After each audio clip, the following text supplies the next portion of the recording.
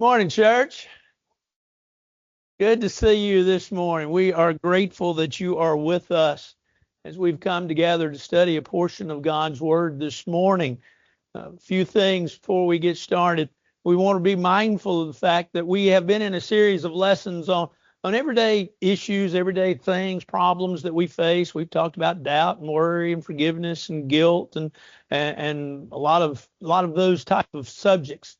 And we're this morning we want to look at really the next to the last of this series. I added last week's and this week's because I was asked. I want us to talk about grief this morning.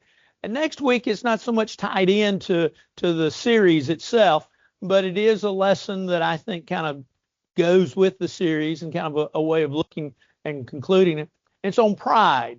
And so if you have any pride, you're going to dress up in your pretties next Sunday and you'll be here with us. If you have any pride, we'll see you, okay? Then tonight we conclude a series of lessons on well, actually, it's been entitled My Favorite Verses. It's actually your favorite verses, but that you suggested. But we're going to look at Matthew 25 and verse 40 this evening. That will conclude that series of lessons. So we're kind of concluding, but we've got some things brewing in the not too distant future. So just keep coming, and we'll keep surprising you, I guess. But all the children that are here today, be sure and see me. I've got something for you. I didn't figure you needed to be sugared up before services, but I'll give you plenty of sugar for after. Not personally. You know, that could be bad. I'll give you candy sugar. That's what I meant. Yeah. No. Yeah, sugar you up that way. Well, I can get myself in trouble more often than not. But anyway, this morning we want to look at grief. We looked last week at the subject of death. And one of the things we found out is a reality that we all know. And that is 100%. And 100%, you can't find that anywhere, but 100% of us are going to taste death. It is appointed to men once to die, and after this, the judgment. The Hebrew writer reminds us of that and told us of that in Hebrews chapter 9 and verse 27. We understand that. But with death often comes grief. Now, I want us, as we look here in just a second, I want us to understand that grief reaches us anytime there's a separation. Matter of fact, that's part of the definition, really. Grief reaches us at times when there's a separation. The end of a relationship, of a friendship. Maybe one moves off and the other stays behind. Maybe the idea of the ending or separation of work, when maybe the employer tells you as an employee, I think it's time you move on. Or maybe just the fact that the business goes belly up. The ending of that relationship, there's grief that's attached to it. As we grow older, there's a certain amount of grief as we begin to realize our own mortality. A fellow by the name of Edward Young once wrote, he said, all men think all men mortal but themselves. Well, when we begin to think of ourselves as mortal, and I know a few years ago, I went through a period, not of depression, but just realizing, there's another birthday, and I'm closer to the end than I am to the beginning. Maybe you've reached that point, and then there's a certain amount of grief. And grief comes when we lose a pet. We love our pets, and when we lose a pet, grief comes. Grief comes when there's a separation. But how do you live your life? How do you go on? How do you deal with it? How do we help others deal with that very issue? Because as we have opportunity, Paul said in Galatians 6 verse 10, verse that we're very familiar with, let us do good unto all men. And that means helping those that are dealing with grief, whatever it may be. Maybe it's the loss of finances. Maybe it's the loss of a home. Grief happens because, you see, we need to understand grief. By definition, grief has at least one, and I have quite a few definitions in my folders in my office, but grief is sorrowful emotion caused by the loss of something or someone that is important to you. That's grief. Now, while we will be kind of looking at it from the vantage point of the loss of a loved one, whether it be a cousin, a grandparent, a parent, a spouse, whatever, we have to understand that grief is very difficult to deal with. that grief is a reality that comes and comes to all at one point or another. That grief is that separation that happens when two individuals part ways for whatever the reason may be. And so we deal with grief, and we have to deal with it with an understanding that it is truly any loss. But in grief, there are stages. And while I've been fortunate enough to study this several times and have read a lot on it and heard several different seminars, I think the easiest way to understand is that there are basically three stages to grief. There's, first of all, the stage of shock. That usually doesn't last very long, maybe anywhere from a couple of days to a couple of weeks, maybe a month, but no longer usually. It's just the idea of, oh no, here's the difference. And there's shock and dismay at the fact that this is happening, and this is happening to you. And it's something that you just don't understand right at the beginning. But then the second stage is what's called the suffering stage. Now, I thought about putting all of these characteristics of this stage, and then as we want to talk about them, come to them. But I want you to see them all at once. I want you to understand that in the suffering stage of grief, there's a numbness that comes. Usually that's almost immediately after the shock begins to wear off. There's a numbness. I can't feel, folks will say. I just don't feel anything right now. I'm just numb. There's a sense then that comes of fear. It's the idea of, what do I do? I don't know what to do. I don't know where to turn. I don't have any idea of what I should do next. And I'm afraid that fear also then, especially you begin to project that fear from the standpoint of when somebody, if you've gone through sickness with an individual and they pass away, then when someone that you're close to begins to get sick, you think, oh no, they're fixing to die too. Or they're sick and it's chronic and it's going to last and it's going to end up in their passing. Then there's the panic. And that is more the idea of, what do I do? What do I do next? I don't know what to do. I don't know where anything is. I don't know where the insurance policies are. If it's death, I don't know where I'm going to turn. If it's the loss of a job, if it's the loss of health, what do I do? What can the doctor do? Then there's anger. You're mad. You're mad at them. You're mad at God. You're mad at the world. You're mad at everybody else you talk to. Then there's guilt. It's survivor's guilt. It's the guilt that comes because you say, well, I'm still here. I haven't done anything. And then there's depression. Depression that sits in can be a temporary depression, or it can be a lingering depression. It's the idea that you're just in a hole and you just can't get out. Then there's self-pity. And that's the idea of, I feel sorry for myself. Don't you feel sorry for me? Look here, I'm not whole. I'm not complete. Something's missing. Poor me. And then there's questions. And oftentimes those questions are many. Those questions are why, and the questions of how, and the questions of what come. But I put all of these up at once because I want you to understand that you don't just go through a logical progression of first numbness and then fear and then panic and then anger, but you have all of these. You have all of these feelings in the suffering stage. And then you go to the third stage of grief, and that's the stage we call recovery. In recovery, first of all, there begins to be an acceptance of things going on, an acceptance of what happened, a reality check, if you will. I don't like it, but I have to accept it.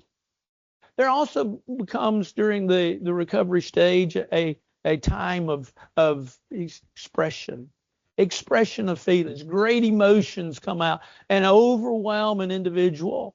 There also comes the time of communication. Now all of a sudden we're able really to sit and we're able really to talk.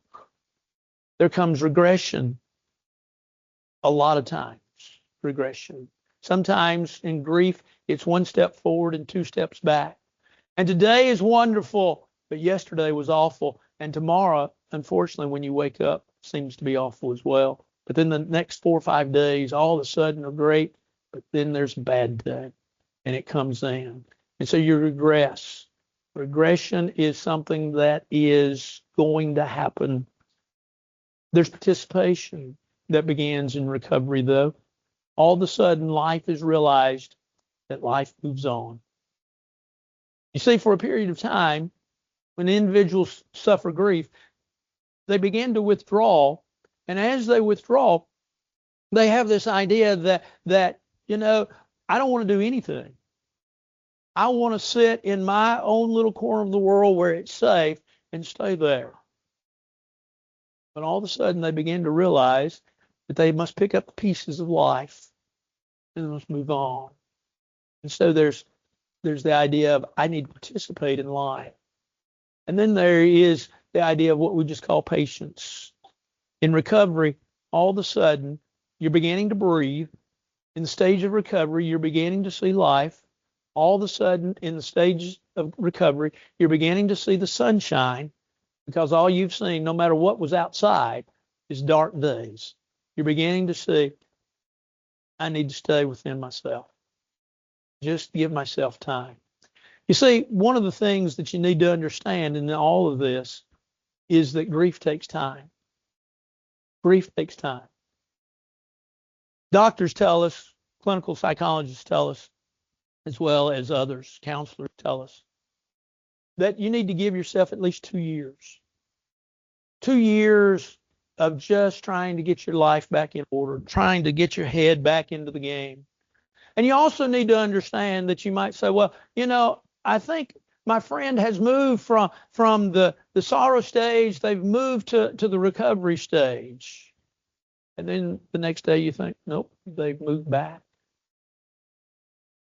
We have to understand that, first of all, people do not get over grief. They get through grief. And we'll talk a little bit about that in just a second. We have to, as we understand that process, we have to understand that everybody is different. Everybody is different. I had one lady that's husband had gotten killed in an automobile accident. Had another lady after a period of time that came to me, and she came to me quite often, and she kept saying, we've got to help her. Well, why? Oh, I don't see any tears.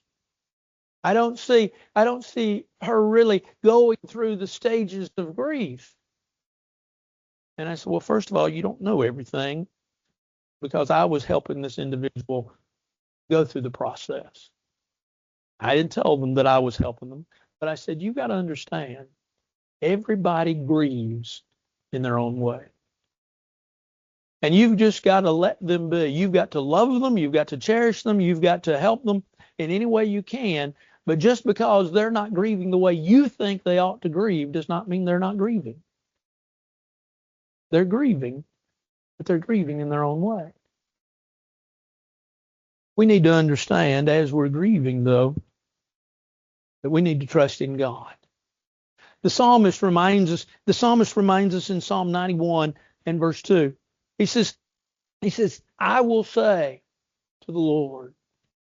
What is it you're going to say? I'm going to say the Lord is my refuge, my fortress, my God.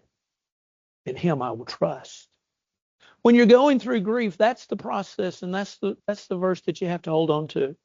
The psalmist said in Psalm 56, verse 4, he says, put my tears in your bottle. Are they not in your book? God knows our tears. God knows our sorrow.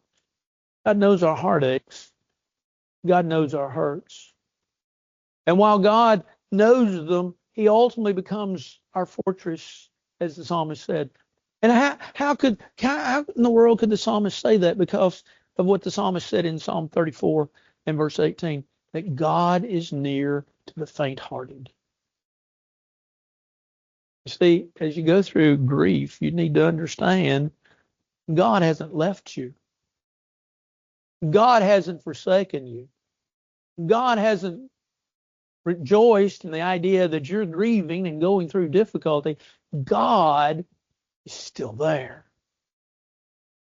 God becomes our refuge and strength. Psalm 46, God becomes the one that we need to lean upon. and trust. God becomes the one that is really the constant that's going to carry us through. And so while grief has its stages and grief has its hurts, we need to understand that we can get through it. Jesus had an instance where I think he dealt with some folks that were grieving. That's important. In John the 11th chapter, you might recall the story. It's a story in which Jesus hears, he's sent word by Mary and Martha. Mary is the one described in John 11 as the one who wiped the feet of Jesus with her hair. Remember that story? Now you got to also remember, and let's put this within context, John 11 is right close to the last week of the life of Christ. So this is basically at the end of Jesus' ministry. Mary and Martha send word to Jesus. What do they tell him? Your friend, the one that you love, has died. It's Lazarus. Now, I want to tell the story, and then I want to come back and make some points out of the story. And so Jesus hears of this message that Lazarus has died. And Jesus says, let's go. We're going to Judea. Well, Lord, some of his disciples said, we ought not to go. Well, why not? Because don't you remember the last time you were there in Judea, they ran you out? Don't you remember the last time you were there, they threatened to kill you? Don't you remember? We can't go. And then he says, but you don't understand. He says, those that are in the darkness, what do? Well, they stumble and fall, but those that are in the light, those that are in the day, they see the light and they see. And he says, I'm the light of the world. The disciples still didn't understand. And Jesus said, friend Lazarus sleeps. And they said, well, Lord, if he sleeps, he'll wake up. We can't go. Jesus said, we're going. And Thomas, we look down on Thomas, say, you are a doubter. What does Thomas say? Let us also go with him, that we may die with him. Now, yes, as we say, Jesus will go into Jerusalem. Jesus, here in the next little bit after this story, Jesus will be hailed as king as he goes into Jerusalem. But we know what happens to Jesus as he dies on a cross for all of us. But the story of Mary and Martha continues as Jesus goes. And Jesus tarries 2 days. By the time Jesus gets to Lazarus, there's no question about it. No one can believe that Lazarus is not dead except for the skeptic of today that just doesn't want to believe. Lazarus is dead. And Jesus gets there and he gets to the tomb of Lazarus. Now, understand that Mary and Martha have pretty much kind of tongue lashed Jesus. If you'd have been here, he wouldn't have died. I was at a funeral back several years ago. Matter of fact, I was a participant in it. And I had a preacher that made this statement out of that context. He said, Jesus was where he was supposed to be. There's a great sermon in there. One day I'm going to preach it. Jesus was where he was supposed to be. But he gets there, and sure enough, Lazarus is dead. Jesus goes to the tomb of Lazarus. Brother Marshall Keeble said that Jesus said, as he called forth, Lazarus, come forth. He called Lazarus because, as Brother Marshall Keeble said, he didn't want all those that were in the tomb to come out, just Lazarus. Now, Brother Keeble may have had a point. Lazarus came forth out of that grave, alive and well again. When Jesus was trying to help Mary and Martha, there were several things that he did. First of all, he visited them. He went to see them, verse 31. He didn't stay and say, well, I hate that and I'm sorry for it. When my dad passed away in 2006, and then when Mom in 2020, there were several folks that I knew from Middle Tennessee that made the trip to West Tennessee to see me and to comfort me in my grief. It'll never be forgotten. It'll be greatly appreciated. Jesus went to see Mary and Martha and to see what he could do. Jesus listened to them. You see, when Mary and Martha gave him that tongue lashing, Jesus didn't interrupt. Jesus listened to them. Listened to what they had to say. Then he went out and did what he wanted to do with regards to raising Lazarus from the dead. You see, verse 35, shortest verse in the Bible.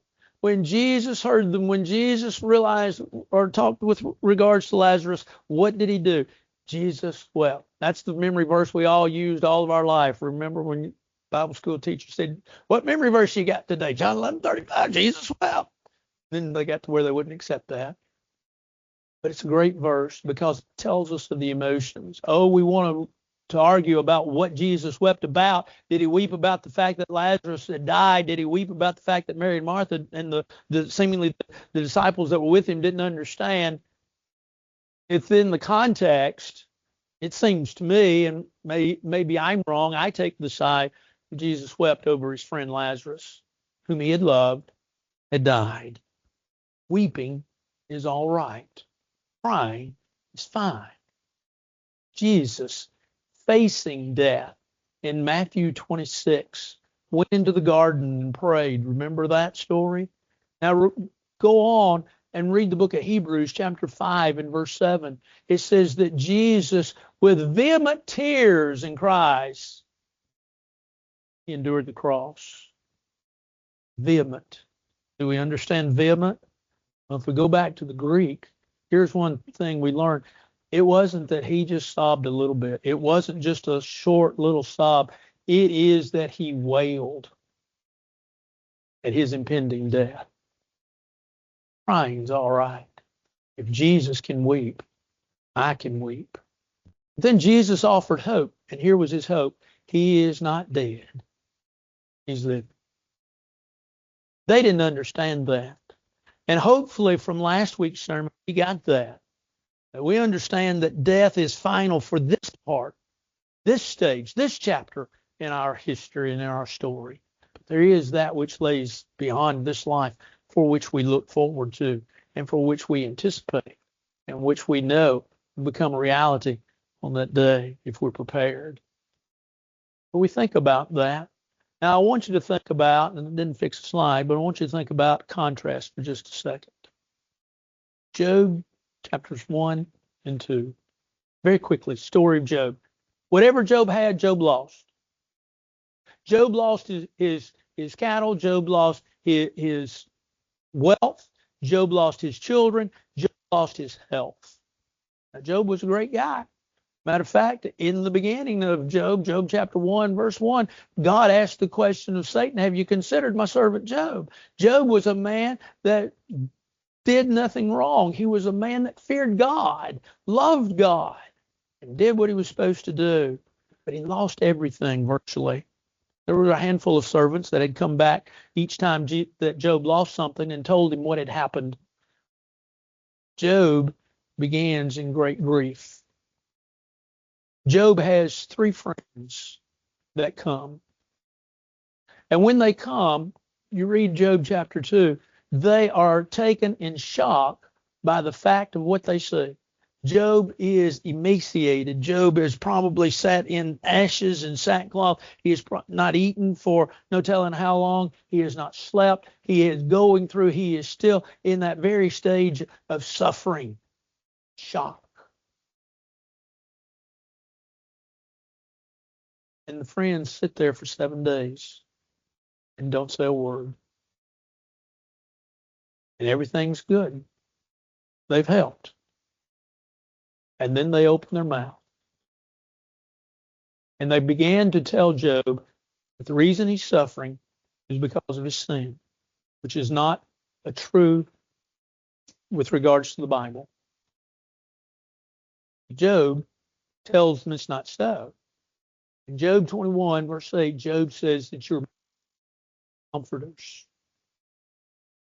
Dear friends, if we have the opportunity to do good as we're supposed to, we need to be folks not like Job's friends. We need to be more like Jesus. And so we have to then turn to ourselves and we have to ask ourselves, what do we do? How do we help those that are grieving?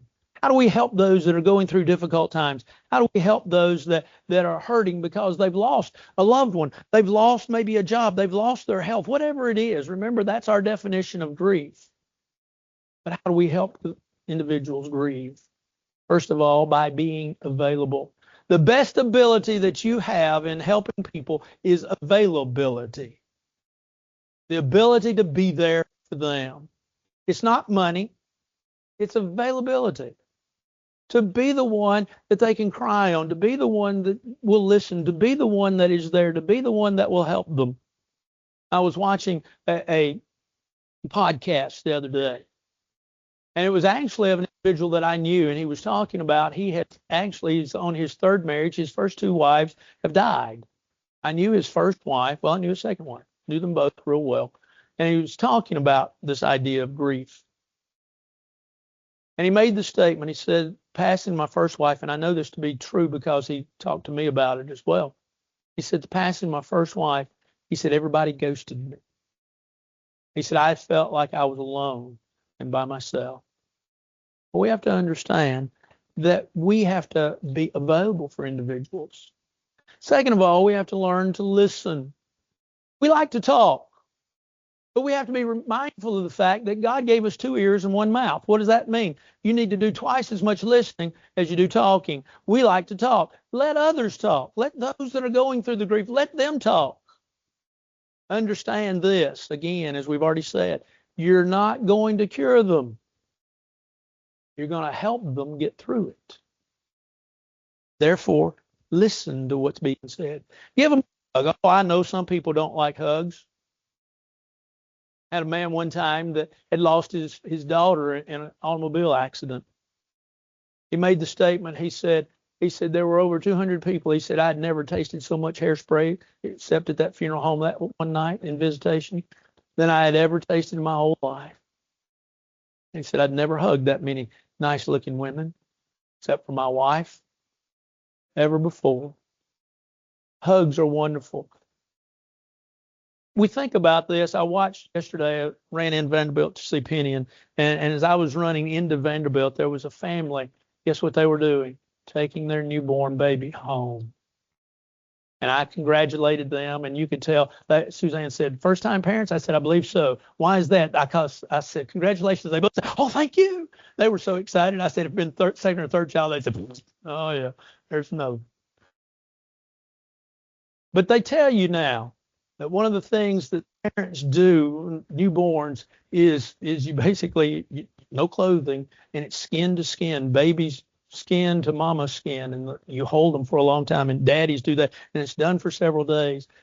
Well, I'm not saying strip down, but I am saying hug, and learn to receive and learn to give those hugs. Next, expect. Remember, you're the one giving the help. Expect tears. Expect emotions, and expect memories. Let them tell their memories. See, sometimes we say, oh, I'm not going to bring up who died, or I'm not going to bring up that loss because I don't want them to rehash that. Oh, no. Here's what they need to do. Make them memories. See, to move forward in life, sometimes you have to close doors behind you. And while the door will always be open in those memories, they need to become memories. And so you can expect those things, and you can expect them to happen. And you need to help them stay active. They need to get out. You need to be the one, too, that, hey, let's go get something to eat. Hey, let's go get a Coke. Hey, let's go do this. Hey, let's go do that. Hey, come over here. Hey, can I come over there? They need to open door. Why? Because depression will sit in. And if it sets in deeply, and if it becomes something that's more than just a little while, it's going to be hard. It's going to be hard for them to deal with their grief. But then continual support. Remember what we said about the guy that lost his wife and how that he felt ghosted. It's not just at the funeral home. It's not just at the moment that they lost their job. It's not just at the moment that they had difficulties. They had a separation. It's not just at the moment that their friend moved out of town and they were watching the moving van drive away. They need support. tomorrow, and the next day, and the next day, and the next. Really, preacher, we got to do all this? Galatians 6, verse 2 says, bear one another's burdens and so fulfill the law of Christ. Galatians 5, verse 13 says, by love, serve one another. Paul said in Romans chapter 12, verse 15, rejoice with those that rejoice and weep with those that weep. Yes, we've got to help others. And we've got to help them go through the grief process. We've got to help them as they deal with their own grief, their own way. But we're there as a shoulder. Now, here's something you don't say to them. If you need me, call me. Now, we all say that. I say it to folks. The reality of it is they're not going to call you. Why? Because they don't want to infringe upon you. So guess what? You get back to the first one. Your best ability is availability. Go there. Go talk to them. Call them. You be the one. You be the instigator. You help them. But then, what about the grieving? We've got to say something to the grieving. We've got to help them get through this grief process. And it is a process. First of all, understand grief's normal. Abraham mourned for Sarah. David mourned the loss of his friend Jonathan in the book of 2 Samuel. Jesus mourned his death in the Garden of Gethsemane. Jeremiah mourned what Jerusalem had done, their mistakes that they had made. And therefore, Jeremiah wrote the book of Lamentations as he mourned over Jerusalem. We find out that mourning is a regular event. James even talked about in James chapter 4, if you read verses 7 through 10, talked about one's individual religious purity and those that had lost it and to mourn over. Grief itself, no matter what it's over, grief is normal. It's all right. You're normal. If you're suffering grief, you're normal. Crying is encouraged. Joseph cried in Genesis chapter 50 when he heard about the passing of his father. Crying's fine. Crying is what God has given to us. It is, as Solomon said in Ecclesiastes chapter 3, verse 2, there's a time to weep. There's time to mourn. There's a time. Crying's fine. Crying is God's gift to us to allow us to relieve ourselves of the pressure that is within our own body. And so crying is fine. Crying is like, some of you are too young to remember this, but those of you that are my age and older, you probably remember the old pressure cookers in the house. And you remember the little thing that went on top and you could put it at 5 pounds or 10 pounds or 15 pounds. I have one of those little things. That was one of the things we were breaking up Mom's house. My sister came to it in a drawer and she said, well, I said, I want that. Well, why? I said, come hear me preach every Sunday. You'll find out. Now, can you tell me? I said, because it deals with the idea of pressure. And I said, I remember so often Mom cooking in the pressure cooker, and you know that steam would come up to that little thing. She'd put that valve on there to make sure to control that steam so it would tenderize the meat. But the steam kept coming through, right? And so you'd walk through the house and you hear this. That's part of the crying process. Joy will come back. The psalmist makes a statement in Psalm 30 in verse 5. Weeping may endure for a night. Joy comes in the morning. Be patient with yourself. Be patient with what's going on around you. Be patient with others. Joy will come back. Your smile will come back. Your laughter will come back. Just give yourself time. Take care of yourself. You remember when we studied recently in 1 Kings, the 19th chapter, Elijah, we were talking then about discouragement. And we talked about how that Elijah, when God told him that, Elijah, you're not the only one that has not bowed down to Baal.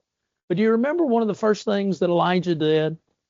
Elijah went out and he slept, and God provided food for him. One of the things we tend to do in the grieving process is forget about us, ourselves.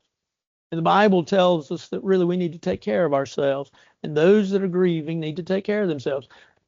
I recommend folks that are going through the grieving process that after a month or so of going without the doctor, you need to go to the doctor and just talk to him and tell him what's going on and let him see if there's something that maybe he needs to recommend. We need to learn to take care of ourselves. Seek the help of others. Like I said, more than likely you're not going to call folks, but we need to. We need to avail ourselves of folks and what they're going on. And we need to understand that there's one step forward, but unfortunately we're going to fall back sometime. We need to keep pushing towards the end. That's what Paul said, pushing forward to those things that are before. Philippians chapter 3, verse 14.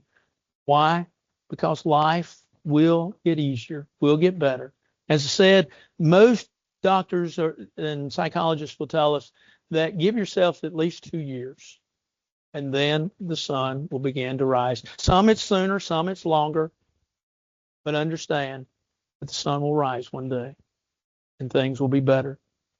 As Christians, we have the opportunity to help one another. You might say, well, preacher, you've given us a lot. Well, this will be on the website, and you can go, and I'll be glad to talk to you. I'd be glad to refer you or whatever needs to be done. But understand that grief is something that we all go through, loss of any kind. We need to learn to lean upon each other. God has given us that responsibility. You lean on me, and I'll lean on you. Ultimately, though, we lean upon Jesus Christ. I got to thinking as Jim was leading us in thought this morning with prayers, the Lord's Supper. He made a statement in his prayer that has caused me to think this morning just very quickly about the blessings of the cross. Have you ever thought about, I guess it's because I was reading some on that this week, and you think about reconciliation, redemption, and all those wonderful things that go as a benefit of the cross. The greatest being the forgiveness of sins that God offers us through Jesus Christ. He's told us, I want you to believe Jesus is the Christ, the Son of God. I want you to be willing to acknowledge that as you change your life, living not for the world and self, but living for me. I want you to be baptized into water, into a watery grave, so that the sins that are in your life be washed away. Romans 6, verse 3 and 4, and Acts 22:16, Mark 16, 15 and 16, and several other passages. And being baptized, I want you to walk with the Lord daily. Do your best to live the life that He's told you to live. Help each other. If I can help you in any way, if you need to respond to the Lord's invitation in any way, our prayer is that you'll come. All together we stand and sing.